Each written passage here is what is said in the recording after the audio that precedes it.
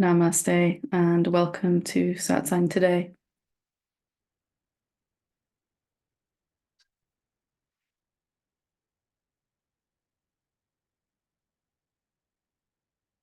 I just want to start very briefly by saying thank you for all the wonderful birthday wishes that I received last week. Thank you so much. Deeply appreciate it. So today I wanted to dive straight into some questions that have been sent in. There are quite a few here, so I'm going to try and get through at least 4 or 5 of them, and then I'll open it up here for questions and sharings live on the session here today. So let's dig into these.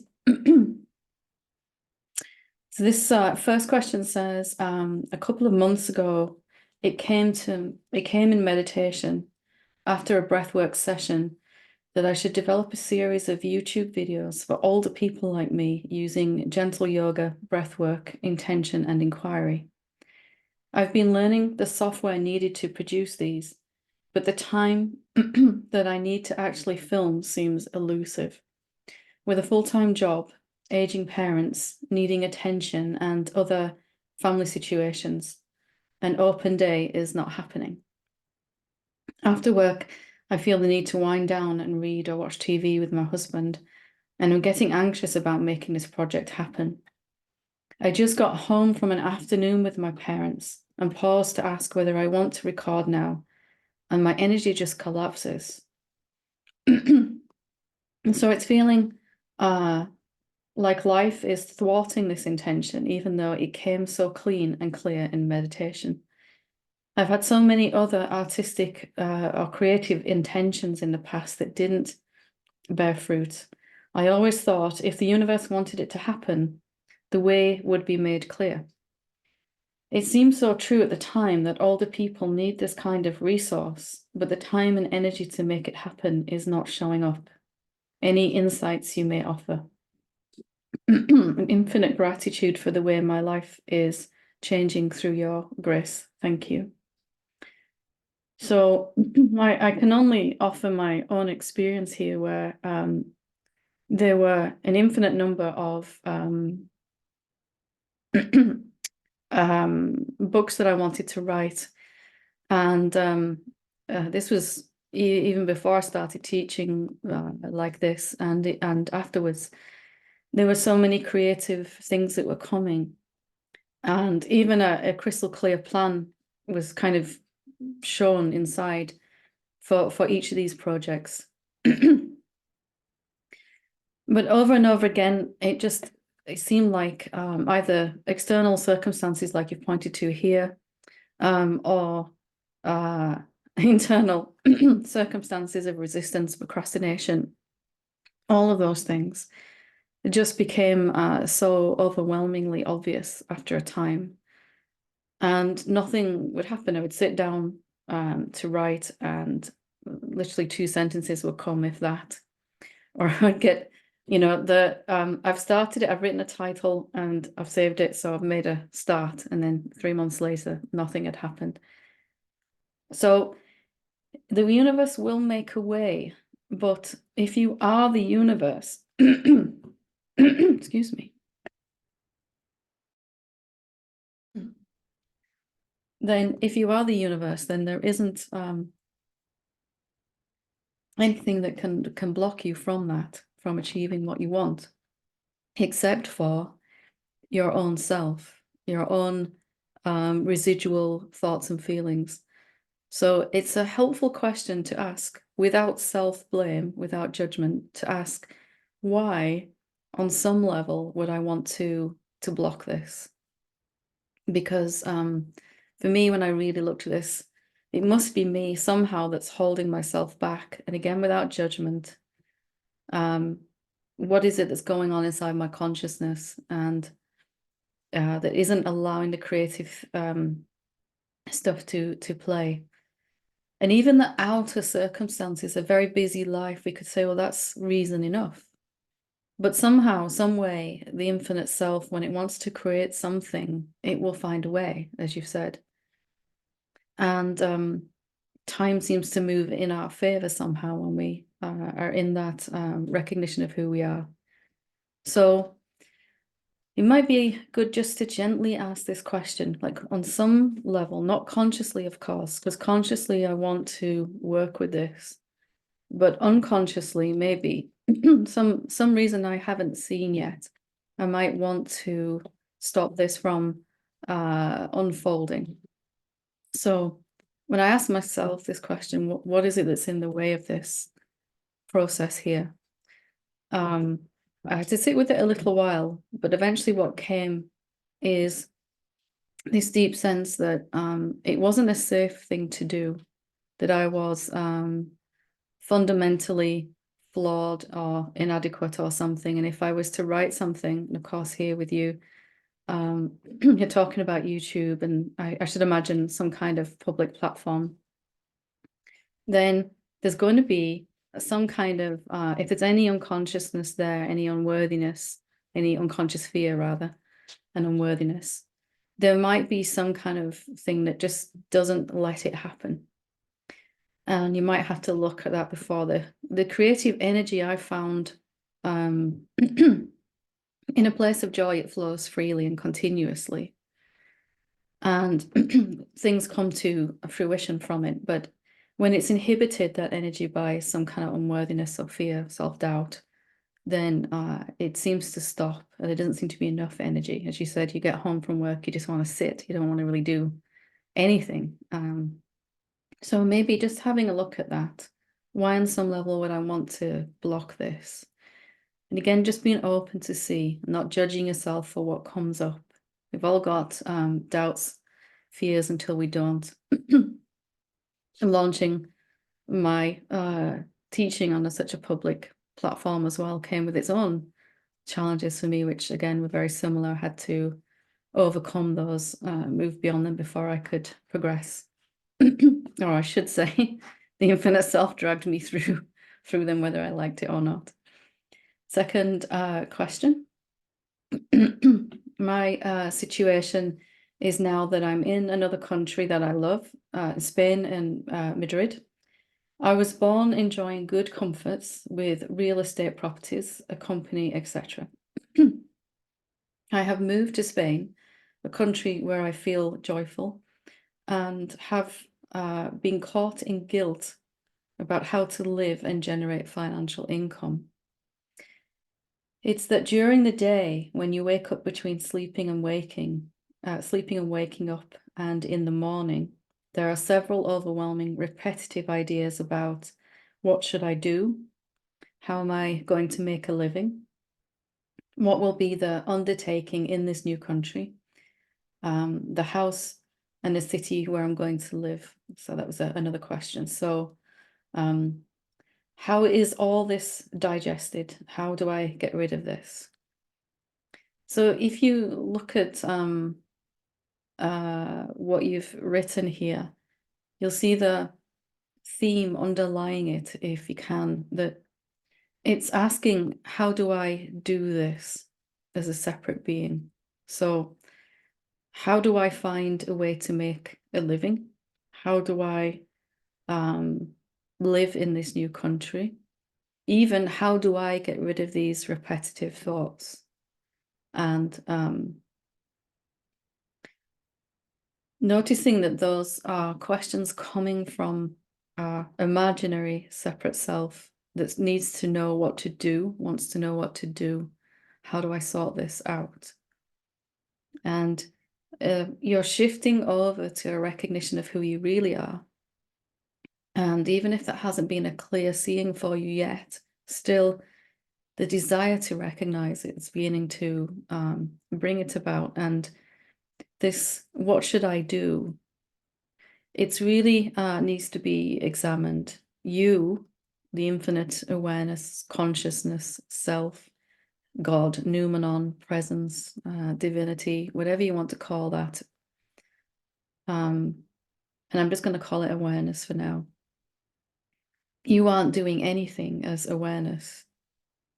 Awareness is just aware. It's not doing anything. We get confused here, we get tangled up because it feels like we're doing. This is where we still identify as with the body. When the body does something or the mind does something, we buy this idea, thought arises in the mind, I did that. So the body moves to do something and thought says, I did that, or I made that happen.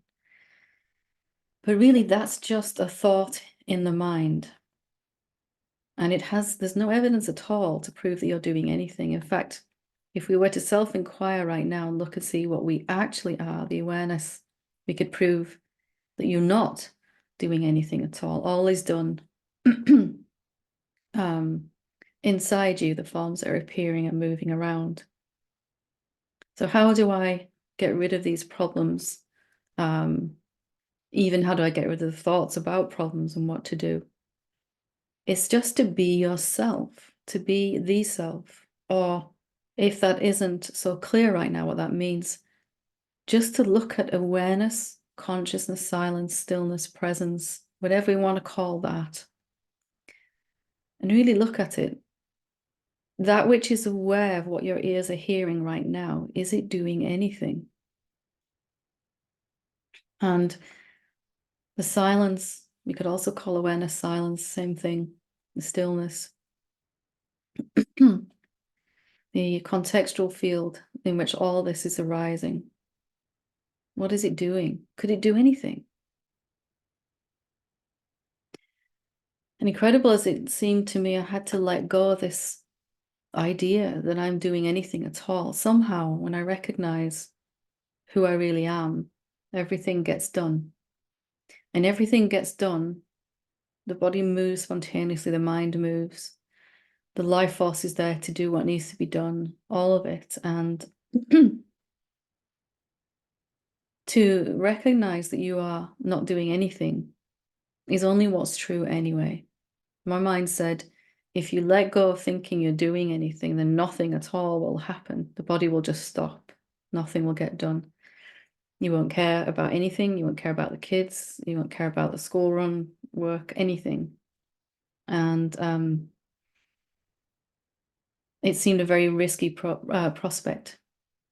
But as I started to let go bit by bit, okay, can I just let go of thinking I'm doing one area of my life? So I started with some area and gradually, let go of all thinking in this area. And what I found, of course, is that my life didn't stop or get worse. It actually got a lot better, and the body gets things done now, spontaneously, efficiently, so much more done. And somehow even more time to sit and rest and just be, whether that's watching the telly or sitting in meditation or reading something or talking with someone. It's just more time and more, less effort, no effort at all to do something. The body sometimes doesn't get tired at all. So taking attention away from the outer situation and bringing it to the central crux of which all these outer situations are a reflection. And this is the idea that we are doing, we are the doer. There's a separate self here imagined, and it imagines it's doing something. Thoughts about doing something are not really actual doing. The body's doing, the mind's moving, the mind's thinking, and thought says, I did that. But I have no idea what words are going to come out of my mouth in this next sentence, and neither do you, if you're honest, what's going to come out of your mouth. And it's only a thought that claims that it's you're the cause of all that. And perhaps you are as the infinite self. Somehow all this is happening inside you, but all this being the entire universe. But you're not doing it as a separate person. If you were, we'd all be in trouble, right? We'd forget to breathe and blink and goodness knows what else, make our heart beat, regulate all our body systems. We'd be in a lot of trouble. So I'd really question this. Are you actually doing anything? If you can see the underlying theme behind your question, how do I figure this out? The doer also hides out as the decider of decisions. I'm deciding these decisions. No, you're not. The decisions are just arising. A lot of thoughts. What should I do? What should I do? What should I do? What should I do? Should I do this? What about this? What about this? And finally, I'll do this. a decision thought, and you've watched them all from awareness. When you get this, you can just wait, relax and wait for this decision thought to pop up that says, this is what I'm going to do, or the body just moves. The thinker of thoughts, the decider of decisions, and the doer of actions are all the same non-existent entity. And we can also add into that the believer of beliefs. There isn't one. It's just attention going to belief. Okay, so I'll go to the third question. Hi, Helen. What's your relationship with caffeine or coffee? I struggle with it. Currently not drinking any, but I always end up going back to it when I need to get motivated. Things are definitely less tense without it. Well, are they less tense without it? Well, let me answer your question first. My relationship with caffeine, coffee. I liked coffee. I do like coffee every now and again, but I prefer tea. Very, very English in some ways. I've always loved tea. I somehow imagine that my relationship with tea would somehow stop completely upon awakening. And if anything, I've fallen more in love with it. Being actually able to taste the tea, like really taste it, like it's the first cup of tea I've ever had in my entire life, because the mind isn't constantly watering down the sense perception. The senses are just perceiving fresh and clear. I find every cup to be enjoyable, but I also had to look at, is caffeine really caffeine? Can it really affect me? If I think that it's coffee or caffeine or tea, then I'm going to be a separate being because there's an object. If I'm looking at an object, a thing, even a subtle thing like caffeine, I'm going to be an object to myself, as someone, or at least imagining that. When I look at a cup of tea now, I see only my own self, the tea bag, the water, everything, the cup. It looks the same to my eyes. There's nothing magical happen there. But the experience of it is different. So recognizing what caffeine really is, can it really affect you, the source of the entire cosmos?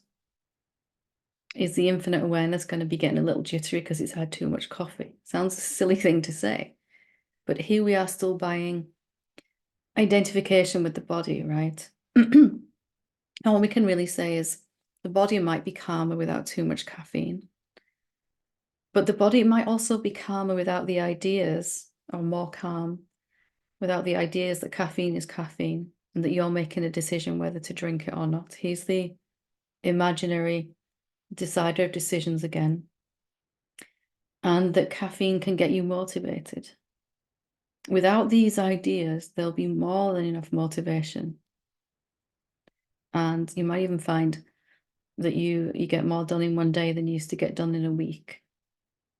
And I've experienced getting more done in an hour than I used to get done in a week. So I enjoy tea. Having said all that, I'm finding that my frequency of drinking it is slowly decreasing. Sometimes I even forget in the morning to have a cup of tea, which would never have happened as a separate being. It was my thing that I needed to get going. So hopefully there's something in what I've said that'll help you find out who you are and find out what caffeine is, and see if you still feel the same response in the body when you drink it. I'm not saying that your body is always going to love caffeine. Maybe it just doesn't. But you won't be suffering if you do have some or you don't have some. There won't be any anxiety about it or tension in the body. Certainly not a lack of motivation. It's never been the caffeine that's got us going in the morning. Anyway, it's been the thought that says, after I have my coffee, I can actually function in the world. As crazy as that sounds, that's nonetheless how it is. Okay, let's go for one or two more. If anyone wants to raise your hand here, I'll come to you after I've answered two more of these. Feel free to put your hand up. Hi, Helen. So much fear arises upon hearing there is only one being, and that, in fact, I am the infinite self. This comes after a few days of good practice and intellectual understanding, and perhaps glimpses of true understanding. Intellectually, I know this must be because I've believed for so long I am this body and mind only. So my question is how to quickly move through this intense fear that arises. It's like something is just so terrified to realize it doesn't exist, and it manifests in the body form of deep fear and powerful bodily tension. So a couple of things I want to say here, because I experienced the exact same thing, especially when I first started self-inquiry and actually saw that I wasn't a separate being and began to really, in fact, the very first time I did self-inquiry and couldn't find a person here, it was shocking beyond belief. And then shortly afterwards, a lot of fear began to come. And you've said here, something is just so terrified to realize it doesn't exist. And here's the paradox, right? If it doesn't exist, how can it be terrified? So if it doesn't exist, this separate self, how can it cease to be? How can it even realize it doesn't exist? Isn't it already? It must be the infinite self that's saying, wow, I've never been a separate self, never been a someone, never been limited, never been a person. And the fear here is because there's a belief that I, as a person, have to die. There has to be some kind of death or something where I give up everything that makes me me and allow this infinite self-awareness, consciousness, whatever, to begin living my life, so to speak. I have to get out the car, stop the car, get out the car, and watch while somebody else gets in and drives off. And then I'm stuck. And this was so convincing for me that I got to this point where I was ready to surrender to the infinite self so many times, to this cliff edge, so to speak, metaphorical, and couldn't jump off. And finally, after so much self-hatred and shame about not being able to surrender to the infinite self, finally one day it occurred to me that it isn't my work. I am already the infinite self, and no changeover is going on for me, only a changeover in thoughts. Thought says that something is different, but we're only seeing who we've always been. Sounds strange to say that the infinite awareness could be so deluded about itself when it appears as a human being, but it has. In thoughts, at least, it has been, and now it's getting clear about itself. The fear is that you're going to lose everything, lose yourself in this process, and that seems like too high a price to pay, and I get it totally. But after I sat with this, I realized everything that makes me me, even how much tea I have each day or anything, what I like to watch on the TV, what I like to wear, where I'd like to travel to, what I think about this situation, opinions, everything, my dreams, my desires, all of that must already be the infinite self-awareness showing up as me. And that I could lose nothing or be damaged in this process of realizing who I really am. I couldn't be diminished. And the so-called fearful ego death that I was terrified of was the death of one thought only. Only one thing died, one thought in the whole thing. The rest was an unfolding, like a flower blossoming. I thought I was this little rosebud, and now I'm seeing I'm so much more. Still the original thing, but just less and less restricted and more open. And the only thought that died was my capacity to believe that this is all I am. It was this and so much more, you could say. It was an upgrade. It's not a changeover. And I'm spending time with this because so many questions come in around this. And it terrified me and held me back for so many years. And it's torture, right? If we so badly want to realize who we really are, but are terrified of doing so because we think it's going to cost us everything. And you can test this out. If you let go of even any thoughts, your life gets better. Believing any thoughts. Life has never got worse for anyone who has actually let go of some thoughts. It's always got better. So how much better is it going to be when we let go of this big one? I am only this body and mind. So there's a changeover only occurring in thoughts. Only. We're watching as the awareness, this whole awakening thing is happening in front of us.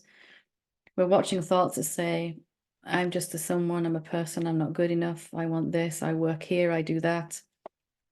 And then finally, after lots of bodies have come and gone, this thought arises, what is all this about? What happens when I die? You know, all the big questions start to happen. And then later still, a thought arises that says, maybe I'm not just this. And then later still, a thought arises that says, I am the infinite self. And then later still, a thought arises that says, I am everything. I am all this too.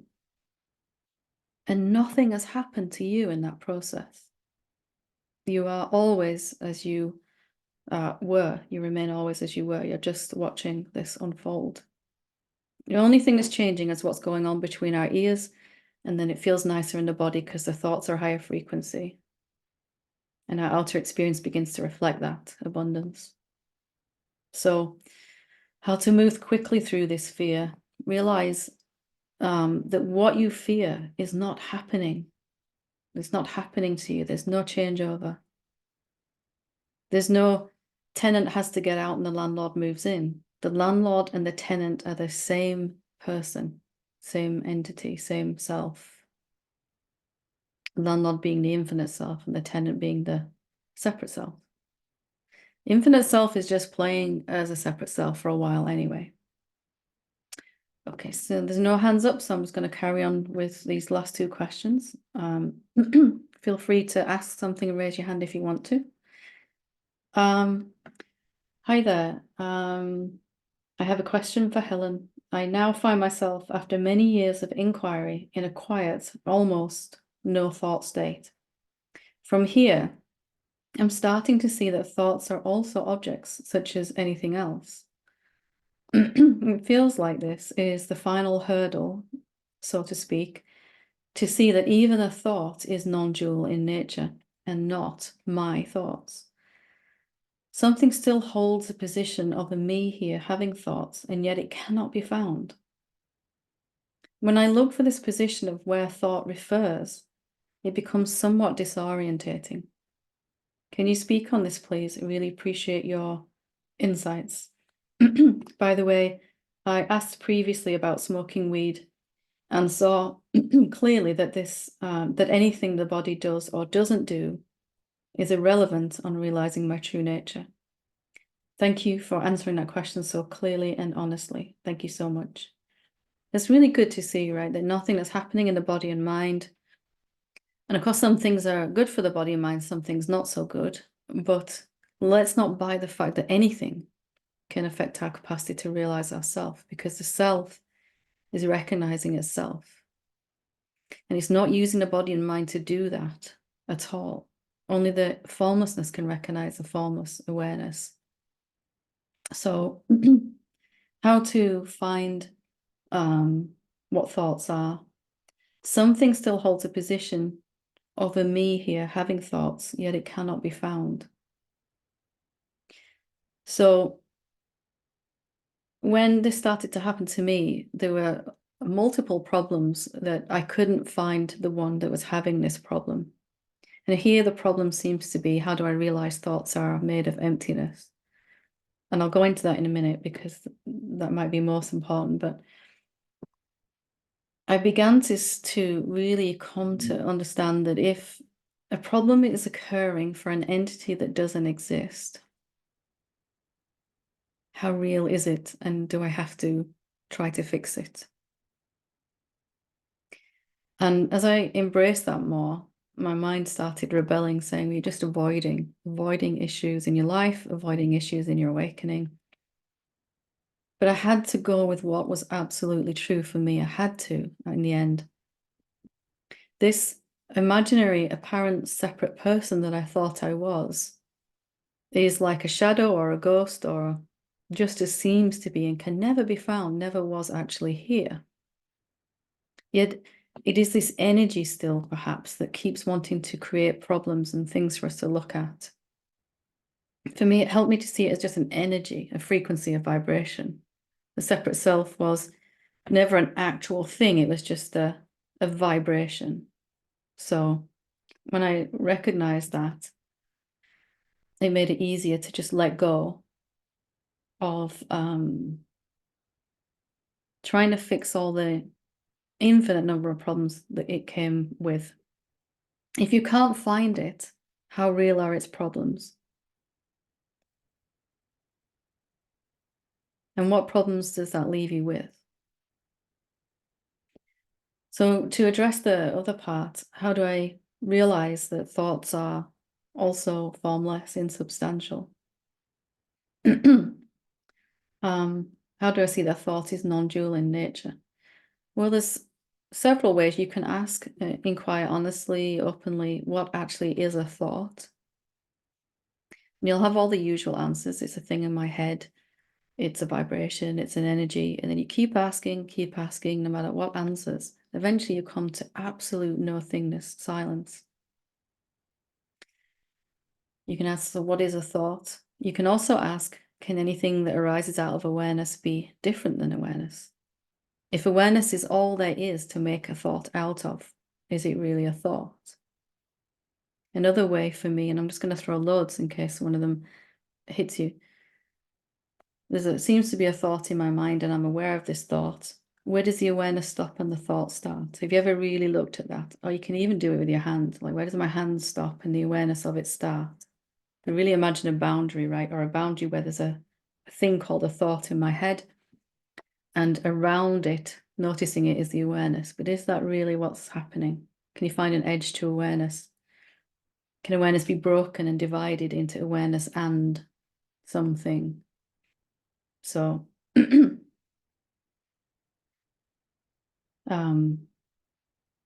also the other way is to recognize that anything that comes and goes must come from something that is permanent.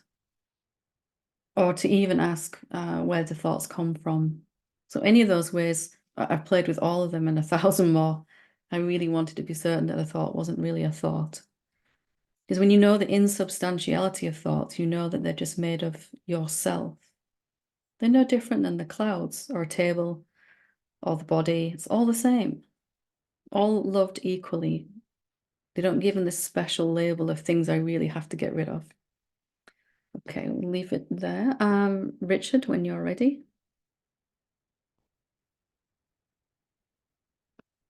Hello, good Hi, morning. good morning. Uh, um, I just wanted to say a little bit about part of this process that's unfolding for me in the last couple of weeks. And what that is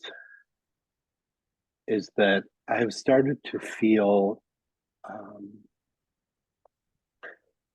that there's a sense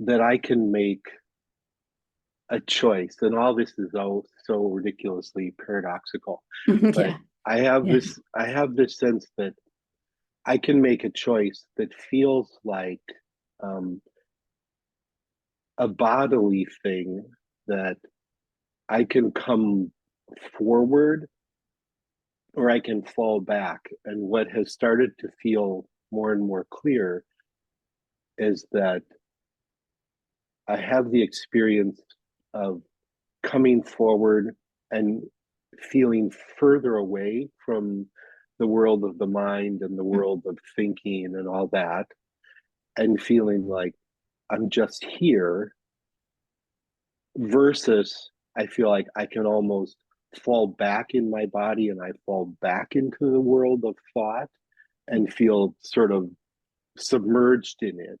Mm.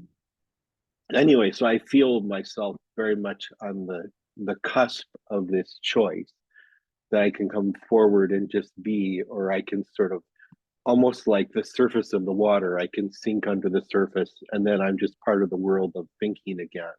Or I can come out of the water and feel like, well, the thinking is still there, but I don't feel submerged in it.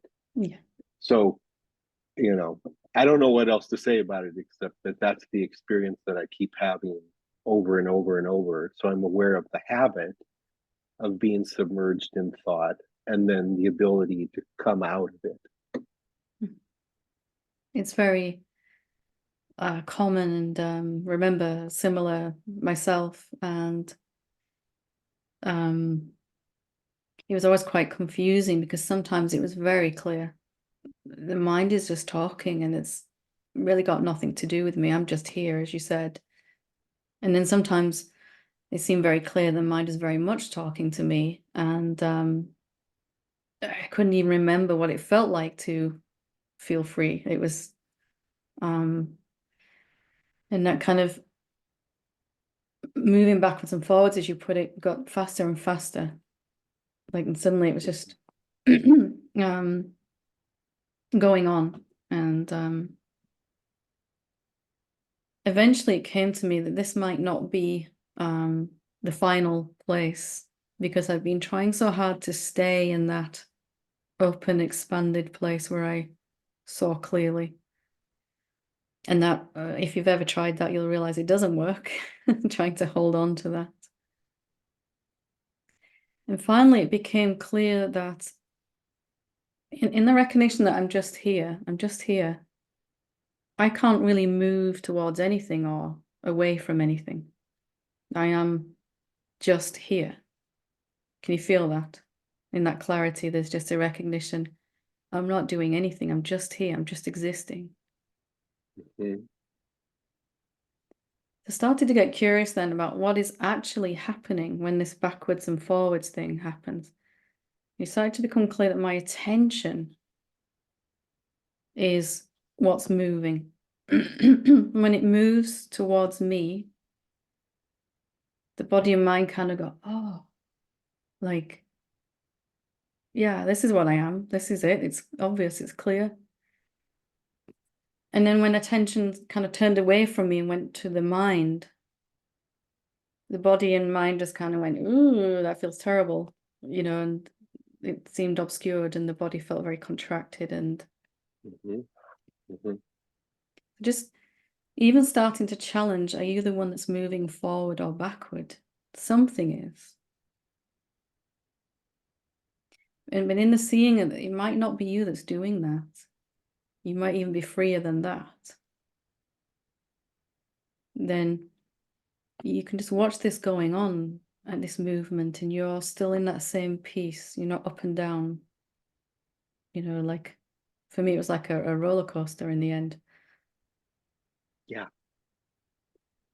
Well, that's definitely where I am now, on the roller coaster. Very, very uncomfortable place to hang out, because you get a taste of heaven, and then a taste of hell, and then a taste of heaven. And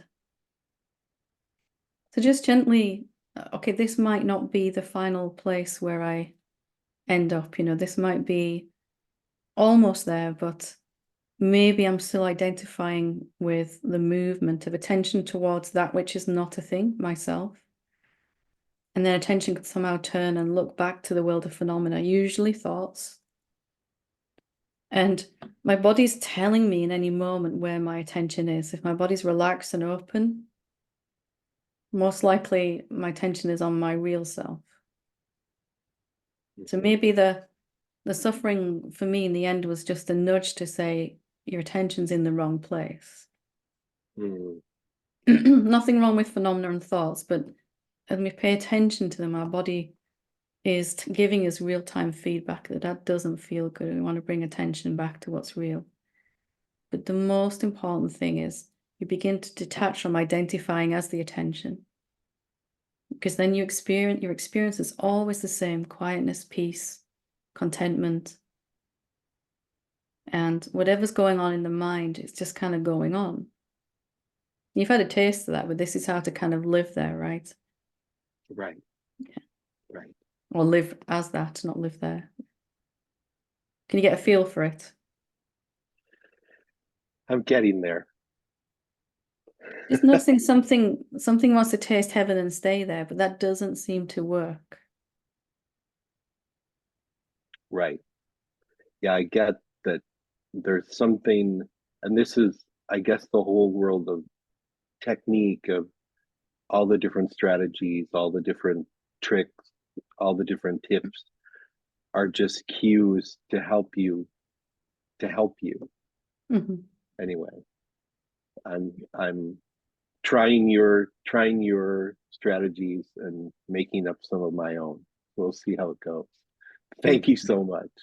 Beautiful. And just remembering that you can't fail at this because you are this, right? Right, That was a right. lifesaver for me. Can't fail to recognize who you are. Yeah. We can delay Thank it you. a little with our resistance, Yeah, but yeah, we can't yeah. fail. Yeah, wonderful. All right. Thank Good to you. talk to you. Thank you.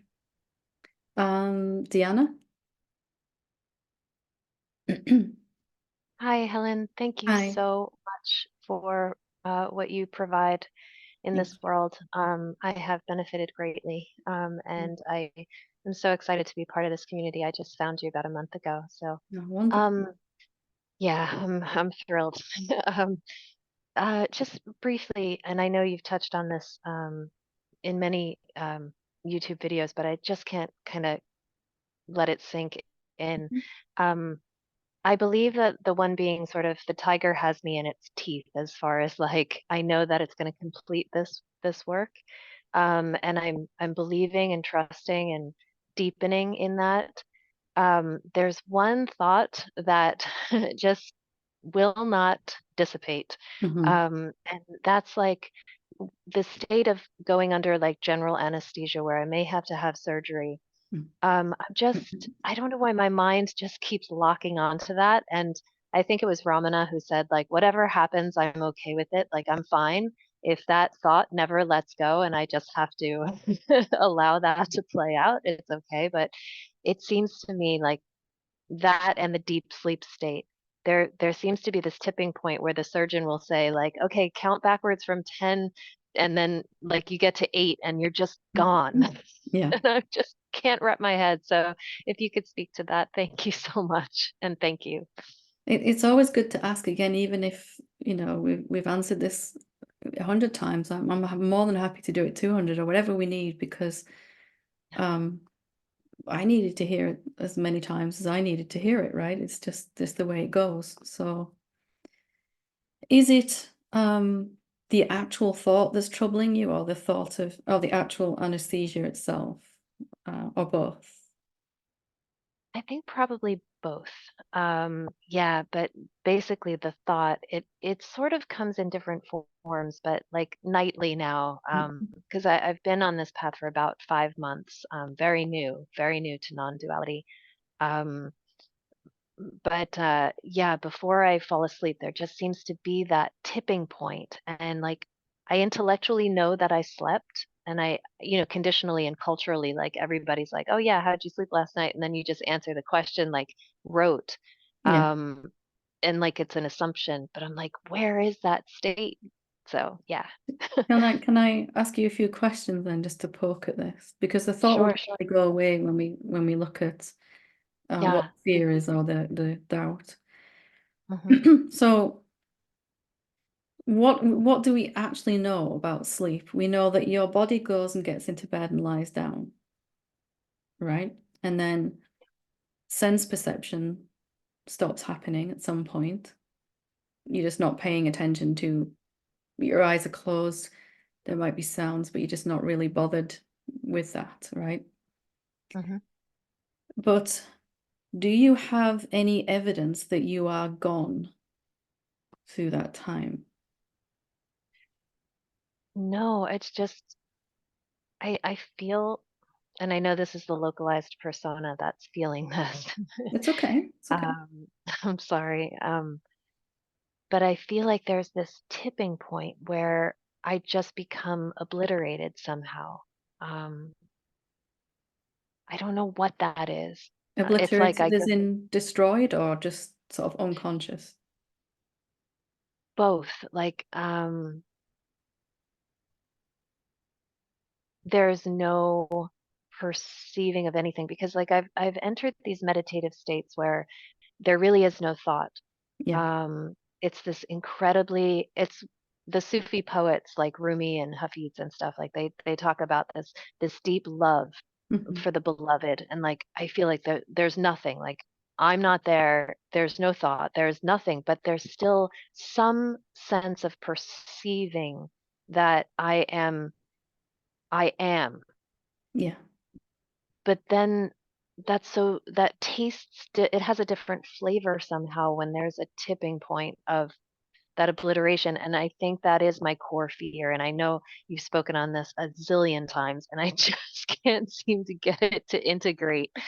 So It's yeah, I'm totally, sorry. totally okay. A zillion and one, here we go. Yeah. It's it was terrifying for me, deep sleep. As much as I loved deep sleep, there was this real sense I was gone. And even when I would meditate, sometimes there'd be this recognition that some time had passed and I was totally unaware for that time, or so it seemed.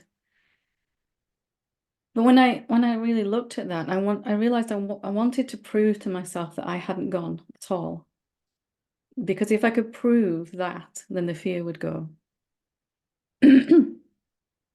So this question arose inside, like, how do I know, because in sleep, there's no sense perception, and in deep sleep, there's no mind activity either. In the dream state, the mind, might be active, dreaming, whatever, but this question arose, how do I know there's no thought there in deep sleep?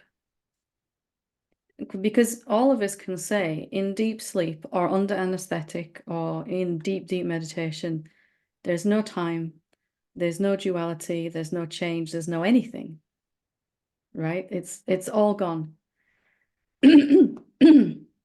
So how do we know that? I'm going to ask you. You agreed with that. You're nodding your head. How do you know? Thank you so much. I think I just had a real knowing. Yeah. Um, you're right. Yeah, I know. I just know. And The real it's you such is a watching even then, right? The real you yeah, sees no time, no space, no duality. Just like it's watching right now, the sense of duality is you and me talk, the sense of time passing, the thoughts appearing and disappearing. And you can't disappear, can it? no, no. And when we come back, we say, well, that was the best meditation I've ever had. Oh, that was the best night's sleep. But we didn't come back. Just the talkingness and the thoughts and everything started up again, the eyes open. Yeah. I can see that's deeply touched you, so I'll let you sit with that. But just Thank keep you. proving it to yourself, right? Yeah. Wonderful, wonderful. Thank you so much. Good, so good. Thank you. Okay, we'll finish with Chadwick, and then we'll leave it there for today. Hello, Helen. Hi. Hey, everybody. Hi. Honestly, I don't even know for sure just why the hand went up, and that's funny how that goes. But honestly, my heart is just so full of celebration, of love, of gratitude for the way that I'm showing up through you, through all of these wonderful beings, the way that this dance is happening of revealing and understanding effortlessly, appreciating the fun of this thing that's unfolding to truly uh, to know, to recognize, to be curious, to find to stumble upon the exceptions to the rule that we know to be true, and to revel in stumbling into even that, and to feel or to just marvel at the way that things that have been expressed or perhaps even perceived or quote unquote known intellectually, where there's a feeling of a seeing, but to see that also be revealed even in a deeper way into a full place of knowing, it's just so exciting. It's just the very best thing, and it's so wonderful to it's on my heart right now. It's just really come up. I have a friend who's a pastor, and he had this incredible message, and I've come from a Christian tradition. And it's interesting to see the way that that things that I might have been familiar with are revealed at even just levels that were before me the entire time, and yet not fully appreciated. I've been involved in weddings for like 20 plus years as a photographer. And there's a verse in 1 Corinthians 13 about love, being patient, being kind, and all the rest. But in the end part of that verse, it talks about how, that there are prophecies that will cease, or there are tongues, they will be stilled. Where there is knowledge, it will pass away. For we know in part and we prophesy in part. But when completeness comes, what is in part disappears. When I was a child, I talked like a child. I thought like a child. I reasoned like a child. When I became a man, I put the ways of childhood behind me. For now, we see only a reflection as in a mirror. Then we shall see face to face. Now I know in part. Then I shall know fully, even as I am fully known. I just love that. The fully known part is really feeling very revealed and unfolding. You made a point about how I can't recall in which sharing that this occurred, but you had pointed out to someone that even the thought that we might be most distant from is literally Christ, right? It is literally exactly me. And to come to a place of loving that, of being, of seeing myself in it, and the freedom and the joy and the excitement that comes of that, I just celebrate that, and I'm just so grateful for what's brought us all together here, and the kind of powerful sharing that's here. And I just have so much gratitude, and I love you all. Thank you. Well, thank you so much for sharing. It's still the same for me, still deeper and clearer this morning, today, than yesterday, and tomorrow will be even better. And it just goes on forever, right? There's no end to that. Fully known, and yet also still an infinity to discover. It's the paradox of being you, right? Isn't it just incredible, right? The mind would love the mind somehow. It used to feel like I can't wait to get it all. Yeah. And it's just such a better reality. It's just known that it's just never ending. It's just incredible. Yeah. Much love. Thank you. Thank you. Thank you. Thank you for sharing. Beautiful, beautiful. Okay, so we will leave it there for today. And thank you for the questions you sent in. Thank you for the beautiful sharings here today, live on the session. And I hope you feel a deeper sense that there is no way to fail in this, that there is no way to fail to see and be what you already are. And any obstacle that we have, any challenge that we have, is always coming from that which does not really exist and never did. Nothing to get rid of there then. Nothing to undo. Nothing's been done, and you've never been altered since you were in your original pristine state. And that just gets clearer and clearer every day, even more clear. So thank you for being here with me today. Namaste.